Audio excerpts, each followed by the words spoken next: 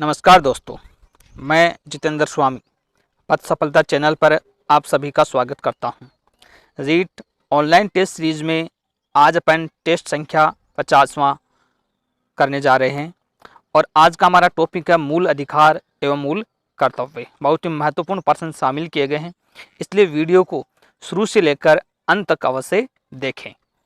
तो देखिए साथियों, प्रश्न नंबर 1, मौलिक अधिकारों का प्रावधान भारतीय संविधान के किस भाग में किया गया है?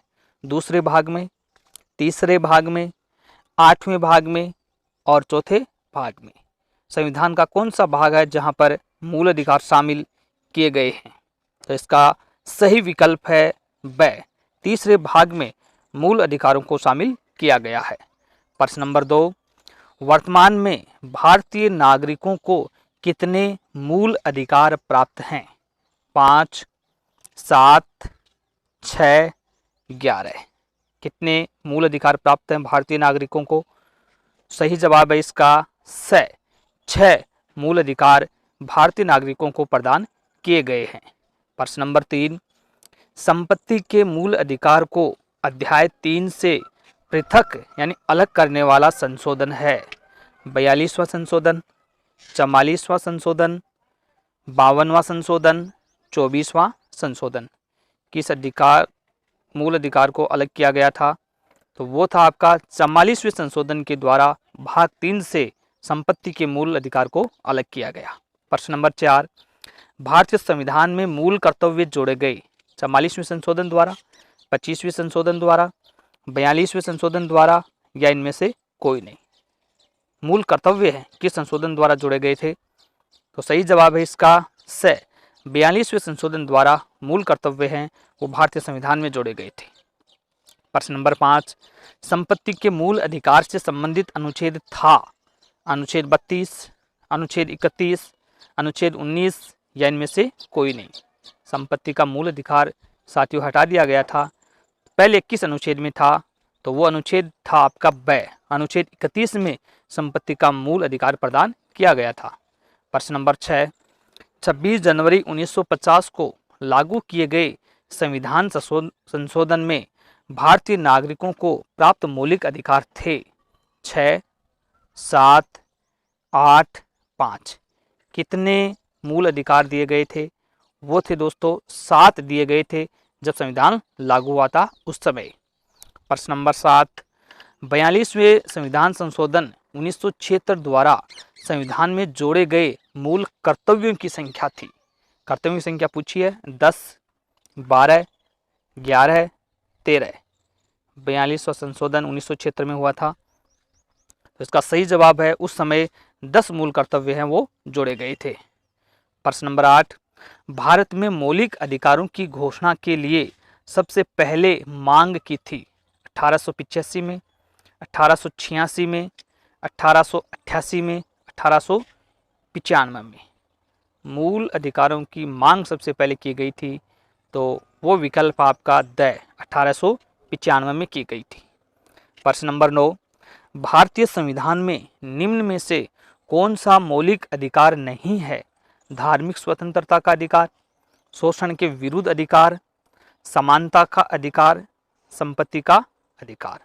एक मौलिक अधिकार नहीं है इनमें से, तो वो आपका संपत्ति का मूल अधिकार है।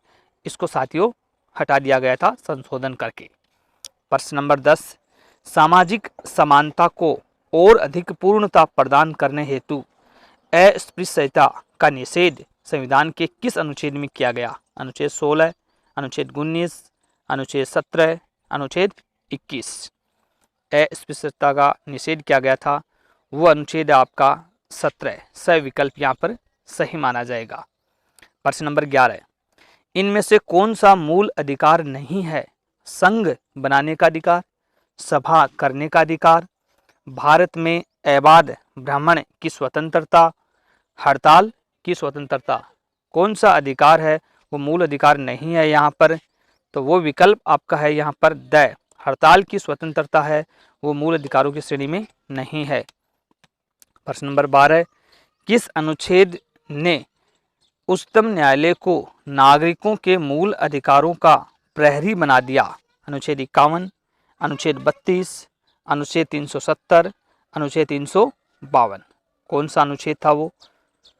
तो साथियों वो है आपका वह अनुच्छेद 32 द्वारा मूल जो अधिकार है उनको बनाया गया था। प्रश्न नंबर 13, किस स्थिति में नागरिकों के मूल अधिकारों को निर्बंधित एवं निलंबित किया जा सकता है?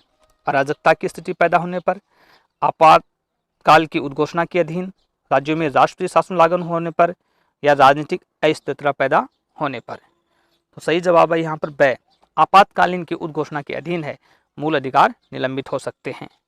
प्रश्न नंबर 14, संविधान के मूल अधिकारों संबंधी भाग को सर्वाधिक विवादास्पद एवं आलोचित किसने कहा था? Doctor Rajendra Prasad, BN Rao, doctor Bhimrao Ambedkar, या इनमें से कोई नहीं। तो वो थे साथियों आपके से डॉक्टर भीमराव अंबेडकर ने ये बात कही थी। प्रश्न नंबर 15, सर्वोच्च न्यायालय का वह कौन सा निर्णय जिसमें कहा गया है कि संसद मौलिक अधिकारों में अनुच्छेद 368 के अधीन परिवर्तन कर सकते हैं? केशवानंद भारती बनाम केरल राज्य, गोलकनाथ बनाम पंजाब राज्य, शंकरी प्रसाद बनाम भारत संघ, या मिनरवा मिल्स बनाम भारत संघ। 368 के अधीन परिवर्तन हो सकते हैं, वो विवाद था दोस्तों आपका गोलकनाथ बनाम पंजाब राज्य। तो वह विकल्प है यहाँ पर सही होगा।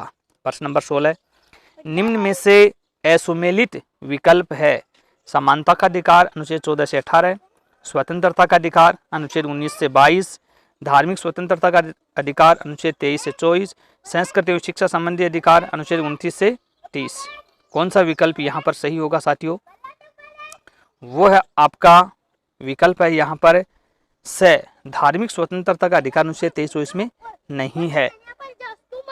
प्रश्न नंबर 17 देखिए, स्वतंत्रता के अधिकार अनुच्छेद 19 में के तहत भारतीय नागरिकों को कितने प्रकार की स्वतंत्रता प्रदान की गई है? 6, 8, 9, 7।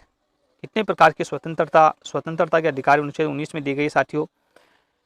तो वो है आपका यहाँ पर ए विकल्प, मतलब 6 प्रकार की स्वतंत्रता है वो यहाँ प्रदान की गई है।